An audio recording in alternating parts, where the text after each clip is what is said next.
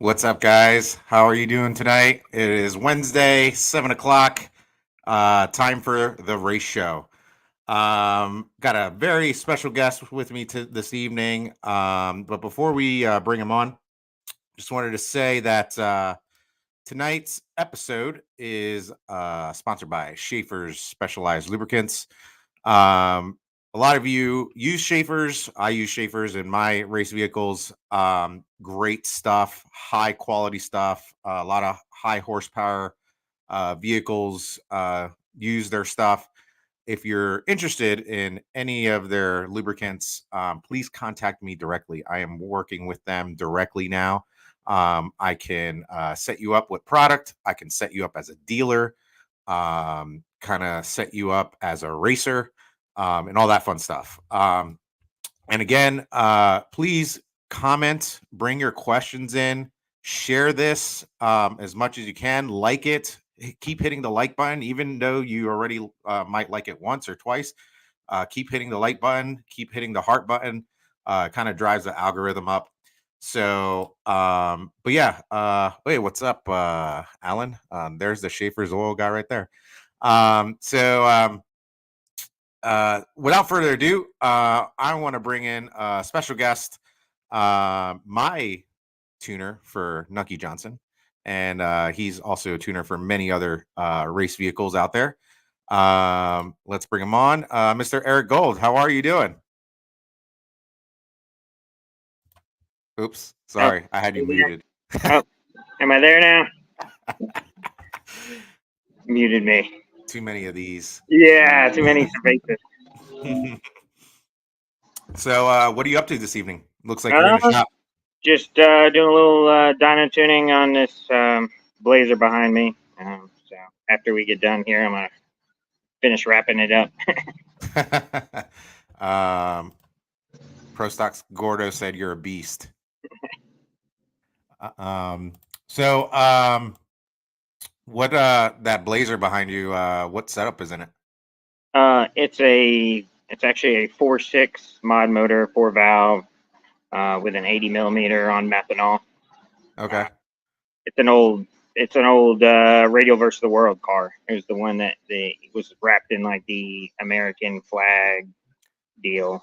That was the one that the guy I bought my car from. Yeah, he owned that car too, or that truck, I should say. Yeah. Shit, I forget his name. Fritos. Yeah, Fritos. Yeah. Let's talk about Nucky. Well, it's still work in progress. I mean, we're like almost there. Like, we got to touch up some. The problem is that it's at a shop that's extremely busy. So they're working on a crap ton of cars right now. So, they basically can't just work on mine, right?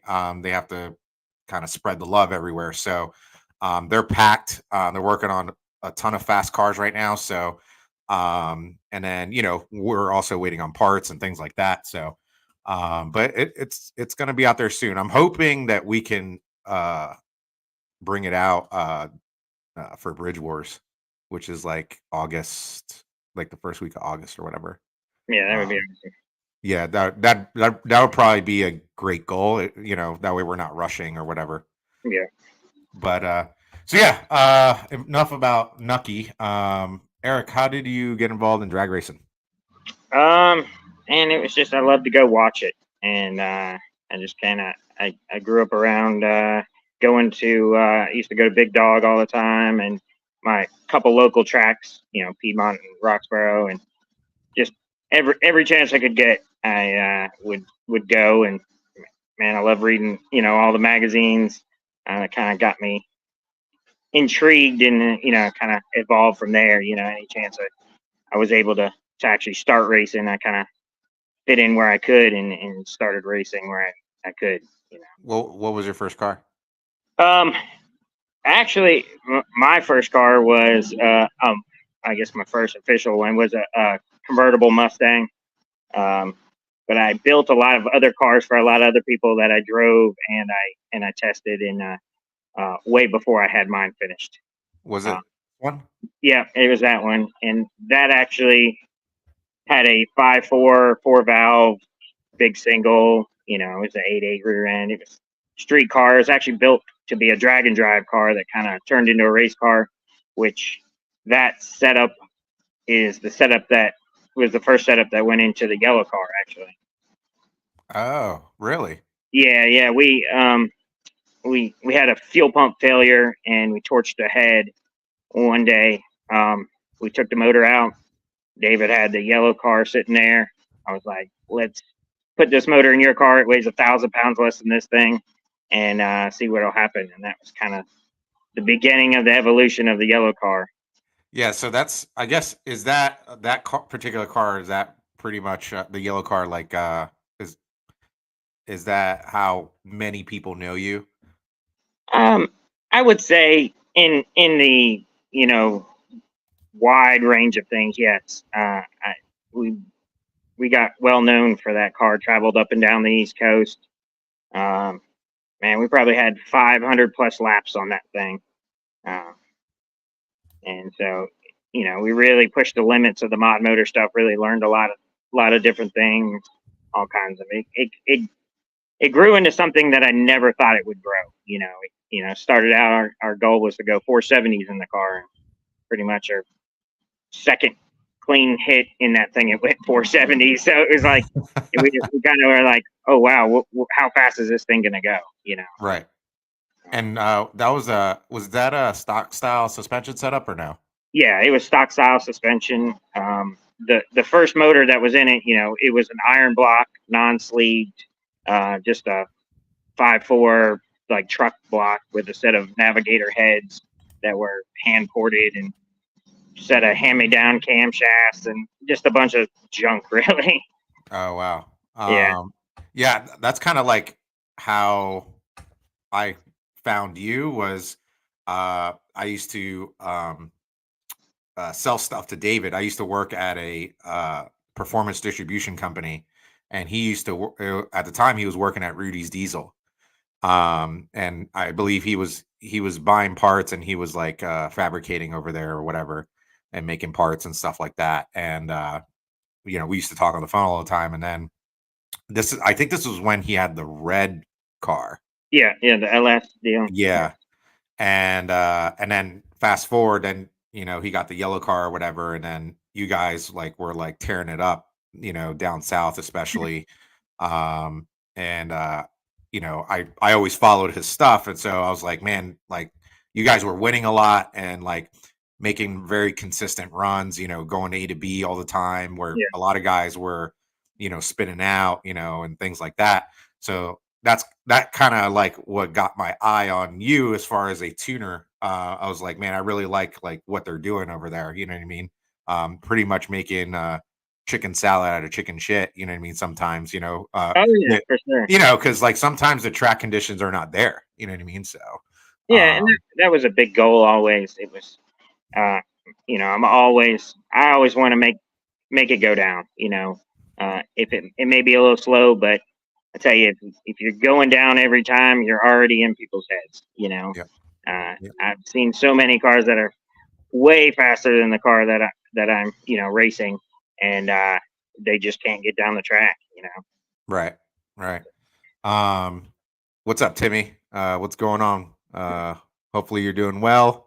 Mike Dent, it's the junk that usually runs the best and doesn't break. You got that right. Yeah. Most, I tell you what, I've had the most fun with some of my bracket cars. You just like fill them up with gas and you go. You know what I mean? Like it's just or even look at Nucky, like a hydraulic roller LS. Like, dude, we literally did nothing to that car in between rounds.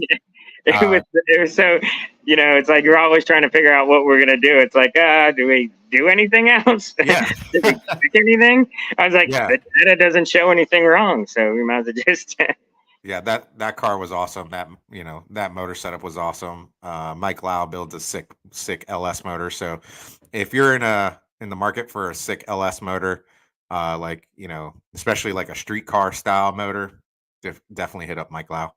Um, what's up, fellas? What's going on, Jared? can't win if you can't make the trip. You got that right, Don. So, I think Don's on his way to PDRA, if I'm not mistaken. Good luck down there. I guess from the tuning side of things, how did you start tuning? Like, were you self-taught? Did you go to classes? Like, how does that all work? yeah. Well, I opened up a shop in 2008 doing Mustangs. And I was having somebody else tune the cars. Um, and that guy ended up quitting where he was, and I didn't have anybody local, so I just went out and bought a dyno and spent a lot of time on the dyno. And I kind of picked some stuff up when I was at the dyno when the other guy would tune, and I just kind of taught myself and progressed. And you know, there were some failures along the way, of course, but I think all overall I was able to come out on top. Do you know a Dan Morgan? He said, "I wish Eric actually knew what he was doing." Uh, Yeah, that's Dan, I think, from RFD. I think that's last name. uh, I'm assuming he did because he knew Yeah, you 'cause yeah, he put a yeah, smiley face. yeah. Shout Um, out to RFD. okay. They do Uh, in your head. so you've been tuning since '08, you said? Somewhere around '09, really. Yeah. Oh, okay. So what's the craziest thing you've ever seen what's the craziest thing you ever seen or experienced while tuning, either like at the track or dyno or whatever? Like, do you have a crazy story? And most of the craziest stories are when stuff explodes on the dyno. So we had a drive shaft failure in a Mustang, and it destroyed everything. It Like like what? kicked the drive shaft out, broke it in two pieces. It broke the transmission at the bell housing, and it actually fell down, and it was hanging only by the cross member. It ended up breaking the crankshaft in it and everything. It was like a total loss. It was like this fully restored kind of deal. I was making a rip, and about 6,000, the drive shaft just let loose on it, and man, it messed up everything. Wow. Was it a carbon shaft? No, it was a steel. It was like just a hot rod. It was like a little 3-valve, 70s Mustang with a blower on it, made 600 horsepower, built motor deal, and it just destroyed everything. Oh, okay. And Jared that said was that that was your wife pretty taught you. crazy thing. Jared said your wife taught you how to tune. Yeah. Yes. Yeah. um. So I guess on the track, because you do a lot of track support, track tuning. Yeah. You do it on the track, even remotely as well. Yeah. So what's your approach when you're like, on a competition day or something like that? Ooh. Uh. Well, I guess it's assess the situation as far as what kind of track conditions we're going to be dealing with. Uh, who do we have to race? Um, what problems we're battling with the car currently to try to overcome, and then just find, looking at all that stuff, find the best way to get the car to go down the track. Yeah. Again, race day stuff. My goal is to make laps and to go down and go rounds. I'm not. I could care less if we're going to break records or make crazy fast passes. Really, just trying to. Ultimate goal is always winning the race rather than record. Some guys out there, get more excited that they had a record rather than win a race. Yeah. I mean, if you have that kind of money, you know what I mean? If you want to try to blow up your shit while trying to go for a record, then that's great. If you Yeah. have the money to do it, I don't, you know what I Yeah. mean? So, but that's what I genuinely like about your approach. Like, know who you're racing, right? Like if you're faster, like why turn the car up? You know what I mean? I know everybody doesn't race that way, you know what I mean? But Oh yeah, for I sure. I'd rather save parts and things like that. Yep. And then sometimes I remember we were at Piedmont and we were going up against John and Meth Head, Oh yeah. and you were like, so what do you want to do? And I'm like, you're the tuner. I don't really care. He's like, what? And you're like, well, you're either gonna go the fastest you ever gone, or you're just gonna spin. And I was like, yeah, whatever, let's give it a shot because we knew he's fast. You know what I mean? And And we knew how consistent it was. That was yeah, literally the only time I would ever do something like that. Would just try to go somewhere I've never been with a car. I'm going to do that if somebody is extremely consistent and goes down every pass. And no, and I've raced John Gorey many a times, and man, they have a program together with that thing. yeah, It's been it wasn't just like one race they got their shit together. It was multiple races, and so I knew it was going to be like we're just going to have to swing for it because I really doubt he's going to spin. oh yeah, There's always a possibility, but it was very minute. yeah. He's a nice guy too. Mm. I like him. Oh yeah. Are you guys scheduled to come to Florida anytime soon? Would love to see you guys race. Awesome car. Yeah. I mean, hopefully, the car is together. My car's together by the winter time. So I love going to Snowbirds and US Street Nationals. So hopefully we can make it there. I got actually my Florida No Time shirt on. And So maybe well they got a no time too at FL2K. oh really? Yeah, yeah. Hmm. I love Bradenton. That track is the shit, One man. of my favorite tracks. I've been there. I Yeah, feel like I've been there more this year than I have my local tracks. that I'm telling you, Victor really has an awesome operation going on down there. Do you have a favorite track or I got a couple favorite tracks. Like you said, Bradenton is one of my favorite. VMP is another one. And I've never raced heads up there. oh, really? Never. I've bracket raced there, but never had like a heads up race. Yeah, Tyler does a great job down there. Tracks usually always on point, and such nice guys down there. So I have a great time. Um, And that's the only what, like 2 hours from you or something? Yeah, it's only like 2 hours, and then of course I love Maryland. More so, I love Maryland because of World Cup. That's my favorite race of the year. Oh, really? Oh yeah, hands down. So you rather do quarter mile stuff?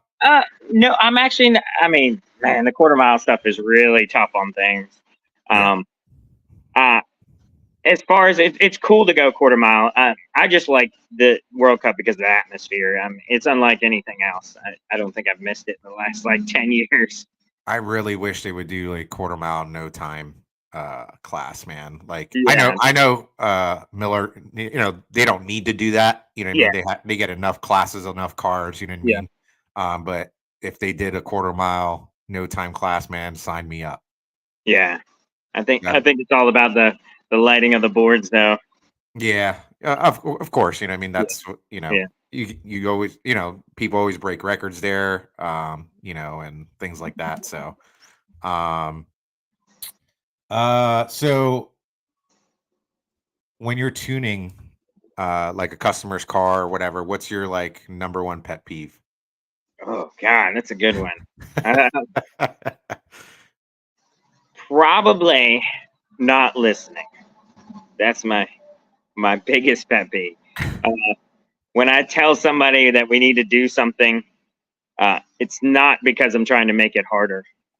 Right. It's only because I'm trying to make it easier. Right. And that could be as simple as looking, and it may not even be necessarily a tuning thing. It could be a change of a piece of equipment, a process, or anything like that that goes along. Because there's a lot more than just to have a successful race car, right? It's not just the tuning. It's not just the engine. It's everything. Suspension. It's track. Getting all the suspension stuff correct so everything works together when it goes down the track. Your converter, your transmission ratios, everything. Uh, depends on getting it down successfully. And winning. Yeah. I think one of the biggest things is having a consistent routine. Oh, 100%. Yeah. Yeah. Like if you have a consistent routine, you're doing the same thing all the time. Um, you're definitely going to turn on some wind lights, you know what I mean? Just because everything just falls in place like it should, you know what I mean? Yeah. Yeah. Um, Ricky said he listens. now, Is that true or no? now he does. He was a little stubborn headed early on. Now I think he sees the light. Man, that car fought us a little while early on, just sorting out again all the little issues that go along with starting to get involved with the program, and now he's starting to see kind of the fruit of his labor. Yeah. With the win a couple weeks ago at Cecil. So. Yeah. That car's flying now for sure. And I remember he used to have a huge problem with extension and things like that. He got that car moving, got that ass end up going down the track really nice, you know what I mean? So yeah, it's working out well. And has my old motor in it, so I'm pretty Oh yeah, and pretty happy about that. When he won that one race and runnered up with that, I was like, man, he shouldn't have got rid of that. Oh man, I might have to buy it back from him and put it in like that Mustang I have down south. Oh yeah. It doesn't have enough cage in it though. Oh yeah. For a motor like that. So, let's go back to the gold car. So I have a video here. Let me see if I can play it. Hold on one second here.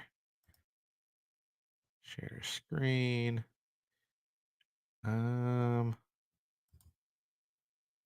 Here we go.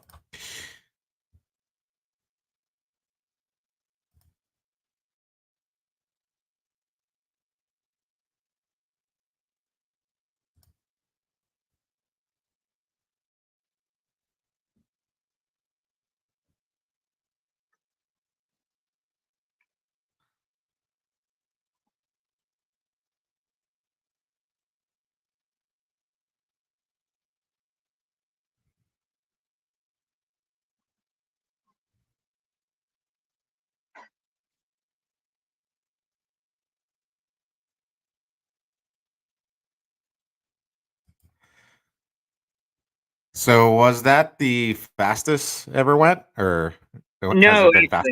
it's been faster than that. That was actually at the time it was the fastest. So that was a streetcar takeover at VMP, and it was the fastest quarter mile pass at streetcar takeover ever at that time. I think okay. since then somebody's beat us, but that was in X versus hot rod trim. We were actually testing. It was 80 millimeter. We were just kind of finally getting things figured out with 80. That was we were testing some stuff, and I think that a couple weekends later we went to World Cup, and we went I think 664 or something, 662 at like 212, 214. And then we actually made a pass, and we went like 218 mile an hour, and then we went 220 on an 80 millimeter single 80. Oh, nice. What did that car weigh? And that trim, it had to weigh like 25 in like quarter mile trim. Okay. We weighed 25 or 25.50. Nice. Depending on how much weight we had to put in the car. Gotcha. Jared said Ricky never listens. Don says Ricky only listens to himself talk.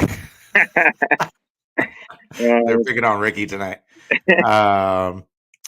Troy said, "What's up? What's up, Troy? Hit up Race Wires, right? Yeah. Probably one of the baddest in the game for sure.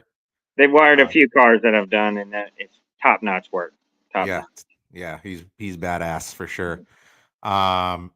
So you help out a bunch of other guys besides me. Like what other programs are you involved in? Like what other cars do you help and so actually I'm wearing a shirt right now. FM Motorsports, it's all my Cubans down south in Florida. Are they legal? Yeah. Are they legal Cubans? Yeah, I believe so. They that car, right? Yeah, we do. Yeah, that's Gus's car. That actually we held the fastest mod, we went 640s at the mod race, whatever. The mod Yeah, only was that race. Yeah. the slip that pretty much broke the internet or whatever? No, so that was a little bit later. So that was we went 640s in it when we were single turbo. It went so when we went to twins, then the elusive time slip came out. That I told him not to post that. I said, "You're going to stir the internet up. Let's back this pass up if it really went that fast." We were still kind of fresh on the lockup situation, and we tried to back it up. We ended up having some issues with the converter. We actually ended up breaking the converter the next pass, and we didn't realize it was broke until a couple more passes later. So we were never able to back it up. And then we've basically we've got the converter situation figured out, and then the motor was actually tired, and so it's getting freshened up. It was just, but it's been pretty impressive as far as time wise. Yeah. What's and is that car that particular car, is it only going to do quarter mile stuff moving forward, No, or no, we're gonna do 8 mile stuff. Just the racing. We've been running that 28 series style racing down there in Florida a bunch with it. So we've been just kind of focusing on that. But it was originally built to do like no time stuff. oh, okay. And actually now it's getting the weight loss right now. It's getting a bunch of metal cut out of it. As the guys in Florida don't race in the summer and only race in the spring and the fall. Right. Yeah, no, I mean, if I was living in Florida, I wouldn't race in the summer either. It gets so fucking hot down there, man. Yeah. But who else do you help out? Another car, we run a lot of the 28 stuff. We do like all that street style. Brian Cummins. I don't know if you have a picture of that. I don't have one handy, but that's that black GT500 with the blue stripes. Yeah. It's a 5.4 single turbo deal.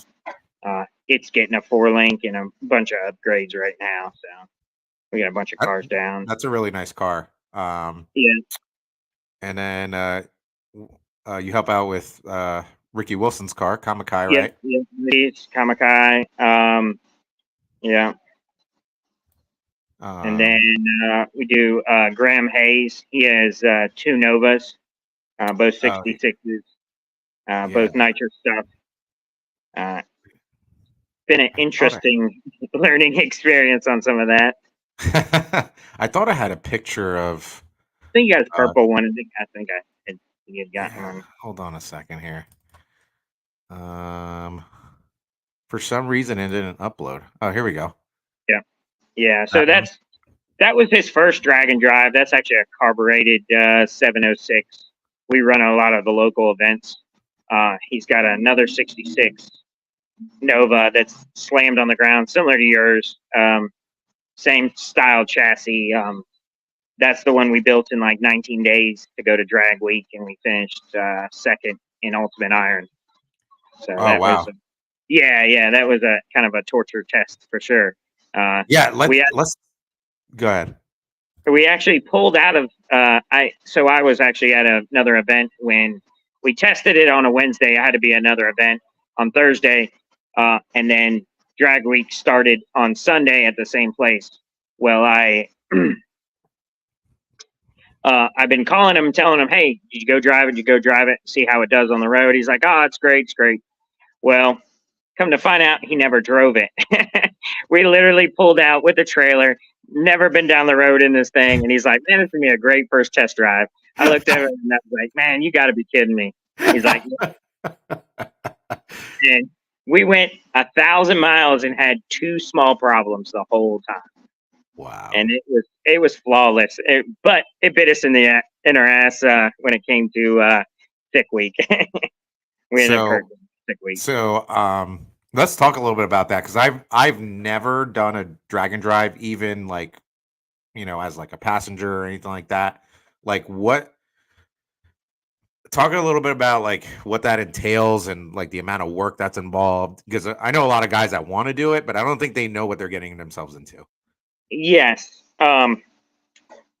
So that was the first one I've ever completed. I tried to do another one before that with my car. But man, it is a ton of work. And you like the smallest failure can make your or break your day. I mean, you just have to be prepared for everything, but not carry everything. Uh, it's pretty cool. Like it's hard to explain how much work. I mean, it's like you're up from, you have to get up at 6 in the morning. You got to be at the track at 8. Track goes hot between 8 and 9, and then you're on the road. You try to get on the road as fast as possible to, get to the next place because you never know what's going to happen. Just the dumbest stuff breaks, and then you're sitting on the side of the road trying to find parts, or you're trying to fix it and then get going again. When you get in at 2 and 3 because you broke down on the side of the road a couple times, man, it wears on you. I'm sure, yeah. Guys, if you haven't shared this, you haven't liked this, please do so.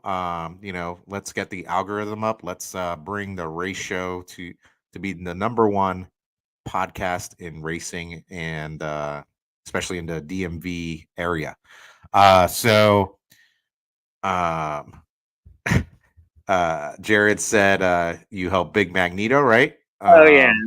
It's an extremely impressive stock suspension car. I would say so myself, yes. Yeah. For as little suspension work is in the back of that thing, it's unreal how fast it is. I'm definitely glad to be a part of that. We're hoping to really push it here shortly.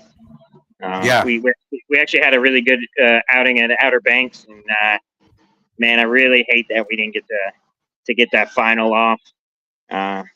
But we definitely had to make our statement at the end of the night and show them that there wasn't anything wrong with the track. So they didn't split there. They're gonna run it the next OBX race, right? Yeah, they split the pot. They did split it? Yeah, is what I heard, that they split the pot. Okay. And Jared may be able to tell you, but they split the pot, but they are gonna run it. That's a long time from now. You know how it is. Who knows whose car is going to be down or not? It's kind of like one of those things I would have just liked for it to be done then. Like I said, at no point did I ever think the track was unsafe, after that slight sprinkle that came in out of nowhere. It was like for like a minute. Yeah. And it was just, the only reason we stopped him is because normally the weather, it rains, comes from the end of the track to the front of the track. So we didn't know what the end of the track was looking like. Gotcha. So you do a lot of like small tire stuff. Do you ever get involved with big tire stuff? Like, no, not yet. I'd like to do some. I'd like to tune a pro mod. Kind of working my way and waiting for somebody to be like, "Hey, here you go." Pretty soon. Give me a few years. Yeah. I want to pro mod, or like really want to run pro mod, or like Mountain Motor Pro Stock. Something like that. So a few years. I don't have that kind of money yet, but working on it. You know what I mean? Got to sell more Cervezas or something. I don't know. Mike said, "Tell Don Banks stop dragging his butt on my Camaro." Your car is almost done, buddy. That's what I heard. So, yeah. Car is way farther along than mine. That's for sure. So, tune that here shortly. Jared said, "I think Devin was happy with the split. Didn't want to be on his car, or he was scared." Ooh, I'm gonna go with he was scared. I don't know him personally. I don't know. I spoke to him once or twice. Seems like a nice guy.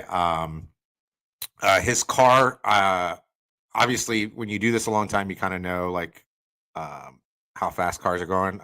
He wasn't the fastest there, but he was one of the most consistent. For sure, he was definitely a very consistent car, and I was probably one of the only cars I was worried about. That and Black Friday, of course. Yeah, he's always super consistent. Yep. Yeah, I thought Black Friday was going to win. He was making it down every single pass for the most part. Yeah. So So you tune cars, but also you are like building some turbo kits right now, right?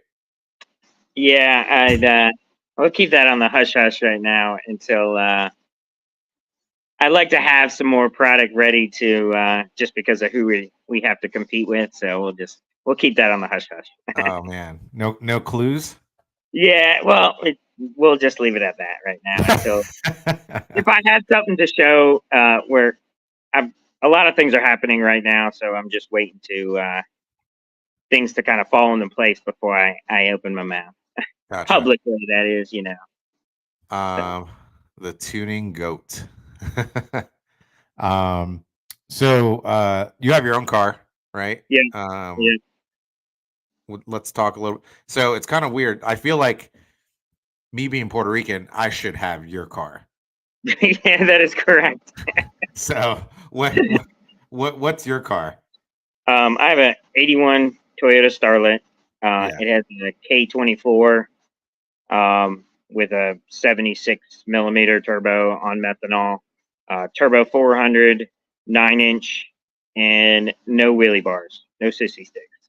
nice. Uh, Small the tire. yeah, small tire radial deal. Was built for drag and drive, dual fuel system stuff.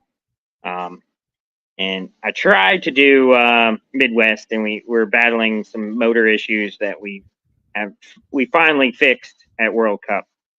Um, so we were able to get the motor issues taken care of by then. La Jello. The Jello, yeah, yeah, Is that the that's name of called the it? Jello. Uh, Where'd you come up with that name? that's actually I did not come up with it. My buddy Jordan came up with it. It's actually just a spoof name. Basically, if a bunch of rednecks tried to say the yellow car in Spanish. I think I have a video of it right here. Let me see here. Uh, hold on a second here. Here we go.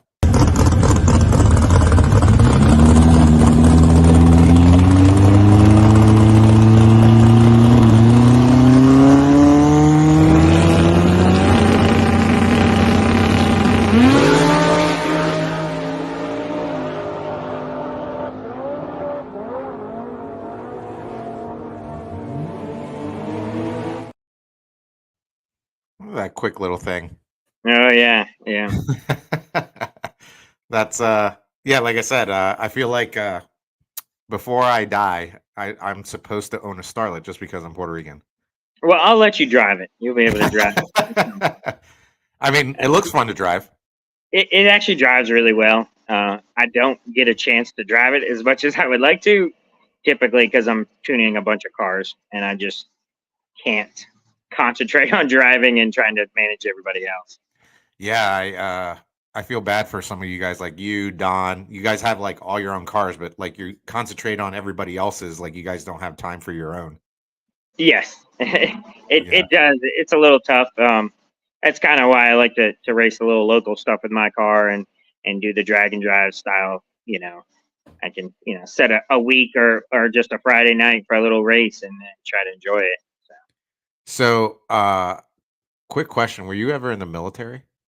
No, You sure? yeah. What's this about?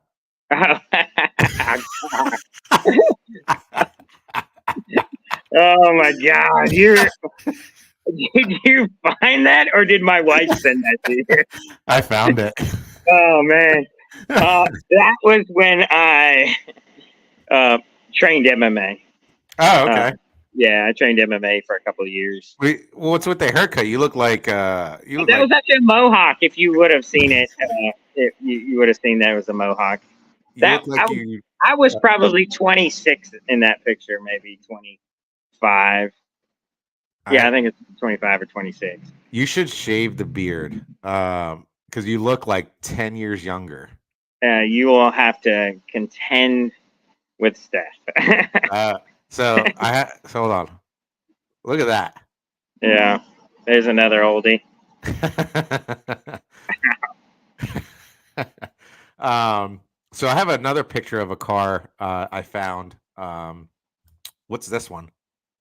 That's a good buddy of mine, Reggie Burnett. I went to high school with him, and he run what was that NMRA or yeah NMRA. He ran that car in, and I went to a couple races with him. I actually finished his dad's car right before his dad passed away, and his dad was a big racer. He did Racers for Christ for NMRA and traveled all over the East Coast with that deal. And yeah, we raced that a little bit. Unfortunately, he doesn't race much anymore. Kind of Gotcha. sits. Yeah, it seems like a pretty old photo. Yeah, Uh, yeah. Mike said, "How come Eric doesn't let new customers run more than 30 pounds of boost?" Well, you got to get down the track first. Mike, just put me in the car. I'll get down.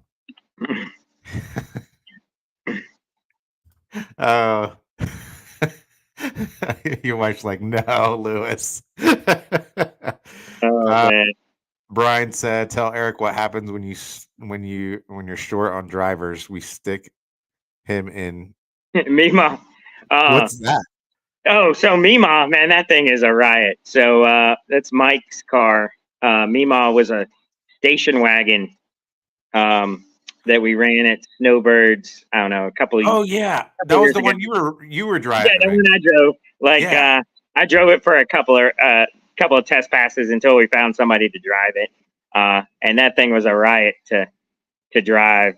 The LS deal 370, 98 millimeter on methanol with a 2-speed 400. That thing actually, so we had to take 2 cars to Mike's house to load up trailer. Anyways, the truck that was towing Mima broke down, and they pulled it on a wheel dolly to go load it up in the this dang race car. They're 2-wheel dolly thing. It was pretty hilarious when he pulled up. But yeah, that car seemed like it was going pretty straight that day. Oh yeah, it was a whole lot of fun. Yeah. So we actually, unfortunately, the thing had some crank sync issues, and we had to call it short. It happens. Jordan said he was a stunt devil for Edward Norton. Oh man. And then there's like this blue car that I found pictures of too. This one. That actually, that was Jordan's car at one point. That was an LS deal I helped out on. A couple other guys helped out on it, but we ran that one for a little bit. It was just it was an old. It was actually a guy that ran like Ultra Street. Jordan said junk. So that car went to New York. Yeah. Nice. So obviously with tuning and things like that, you've obviously worked with many different systems, right? Yeah. Do you have a favorite? Oh man, I don't know if I have a favorite. Currently, I tell you this, I really like the Haltech stuff.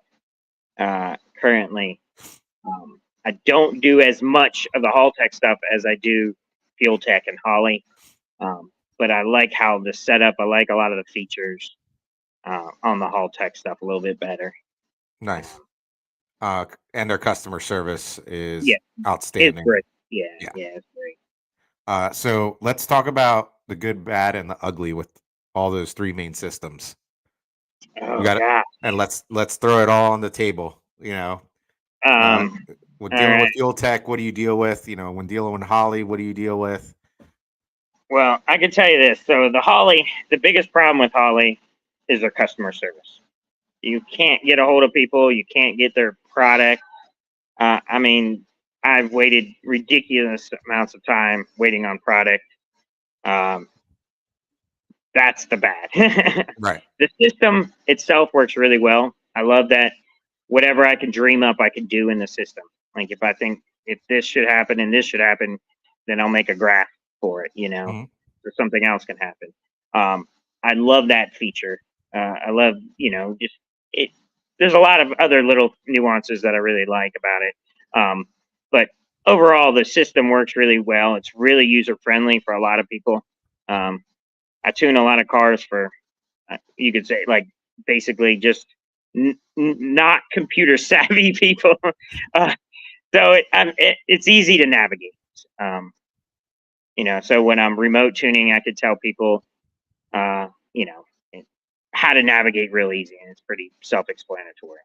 Right. Um, Yeah, uh, even I can navigate through there. I'm not computer savvy at all. I used to be, but as I gotten older, like I feel like technology went like this, and then like I kind of like stayed behind. You know what I mean? I'm like yeah. still looking for the AOL like sign in page. You know what I mean? Um, but all right, what about fuel tech? So the field tech stuff, um, I love how quick the downloads are for the tune file. For the data logs. Um, the the quick change tunes on a fly kind of thing built onto the dash.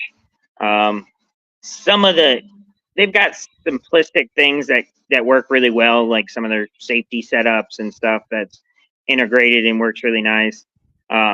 What sucks again is that I want to do other things with it, and I'm constrained to only doing certain things that'll let me do.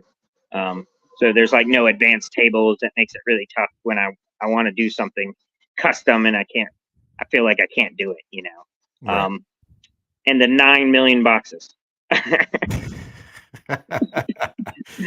um, Again, you got O2 sensor boxes. The CAN stuff is kind of cool. That's so many boxes. Mhm. Some of it, the amount of input outputs. You got to do a CAN expander if you start getting a lot of sensors. Whereas, the Holley stuff or even the Haltech stuff, same thing. You can put a lot of sensors in them. So that's kind of the downfall. A couple of downfalls.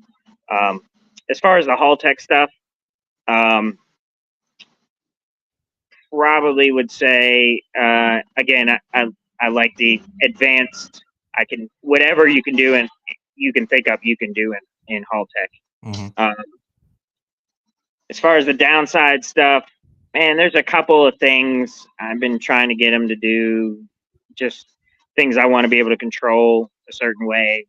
Like the water meth stuff. I want to be able to use an injector, and that's not. And just a couple of odd ends things that I'm just not really, don't really like about it, but nothing substantial. They're all really good, and they all have their like pros and cons.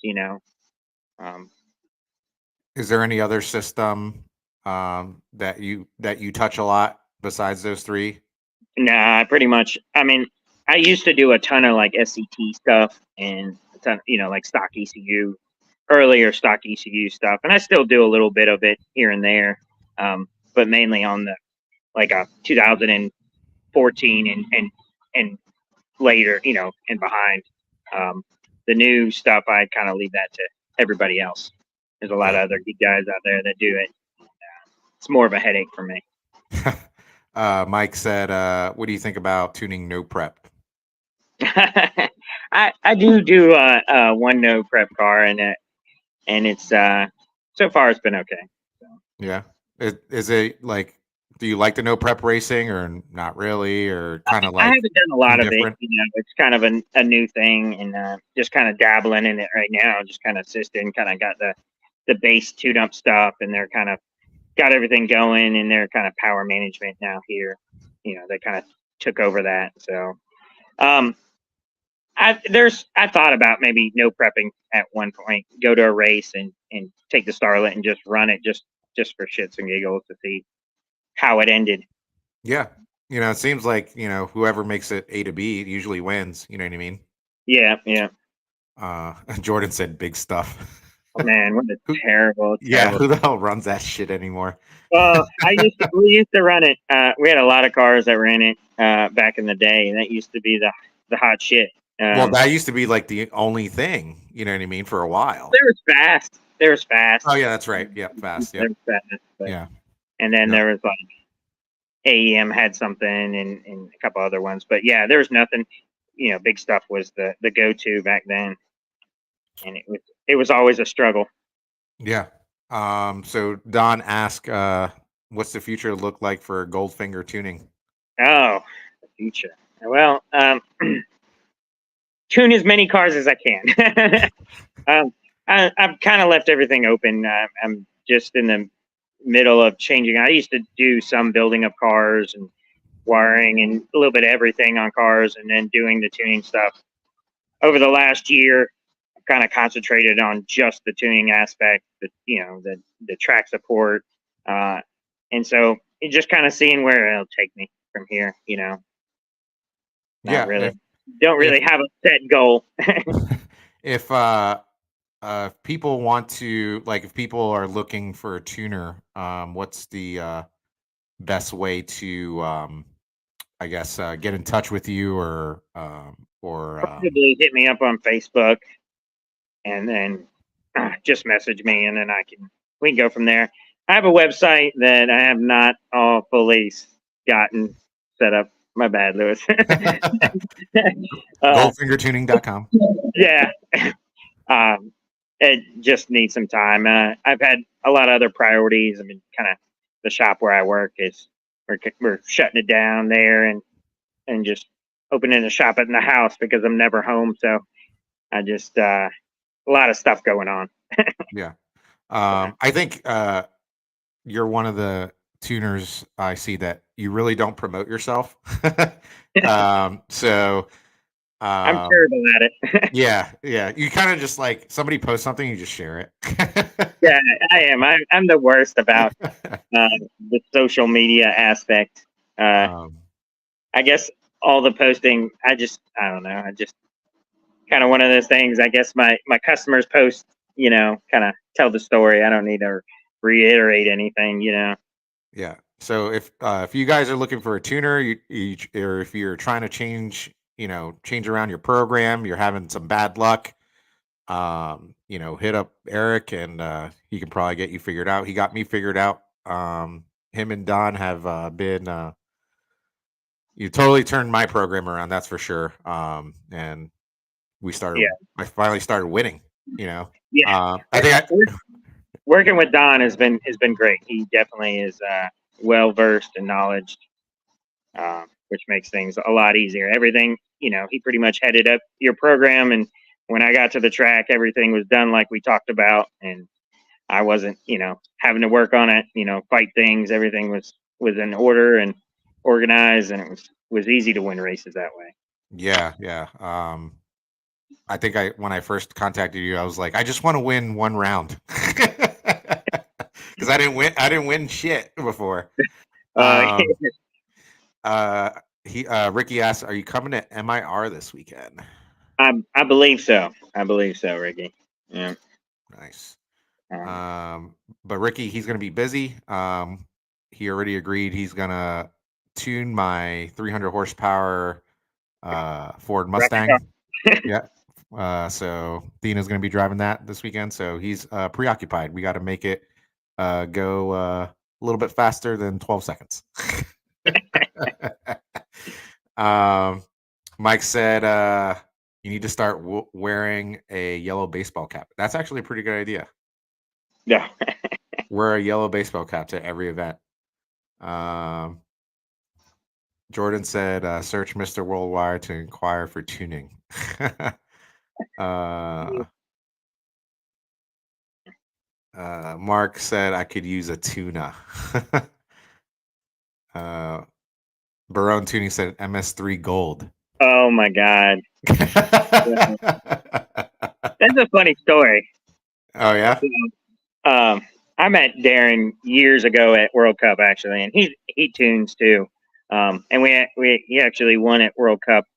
Caught his car on fire and stood on the on the roof in the finals. Um, he had MS3 Pro, the gold box or whatever, and he went there for 2 years in a row, had nothing but problems. And I kept telling him, put a Holly on it. This was years ago. Put a Holly on it. And he finally bit the bullet and did it. And after that, it was like three. His goal was to go like sevens in it in the car. Mhm. And after like the third pass, it went 790. Nice. And it was definitely a game changer for See, guys, you see what happens when you listen? him. You actually can go fast. Yeah. Chris McKinley said he even shared his wife's post their anniversary. Uh, oh, Chris McNeely, he's another drag and drive car that I do. It's a all motor big block. hmm what type of car? It's a '64 Chevelle, I believe. Oh, okay. 64. It's 3,400 pound deal. It runs 890s in Nice, the quarter. nice. That's pretty fast for a heavy car. Oh yeah, it's only like a little like 565. It's a little small motor deal. So Nice, little small motor. Cool. Well, again, guys, if you want to get a hold of Eric, you can reach out to him on Facebook. He also has Instagram. He also has a website, goldfingertuning.com. You can reach out to him there too. And if you're at MIR this Sunday for the Grudge event, he will most likely be there, so you can come talk to him in person. But that's pretty much it. Do you want to plug anybody or any companies or anything like that? shout out to Cameron's Torque Converter Services. Dude, Uh, I'm so RFD. excited to be running their shit this year. Yeah, and Mincer Shocks. All the people that helped me keep the car going. Yep. Yeah, So, Mentor is awesome as well. Anybody else? I'm sure I'm forgetting something, but Cool. Well, I'm sure you got to get back to tuning. yeah. But that's it, guys. Thank you for spending your 7 o'clock evening hour with us. Until next week. And we'll see you guys later. Thank you very much and have a good evening.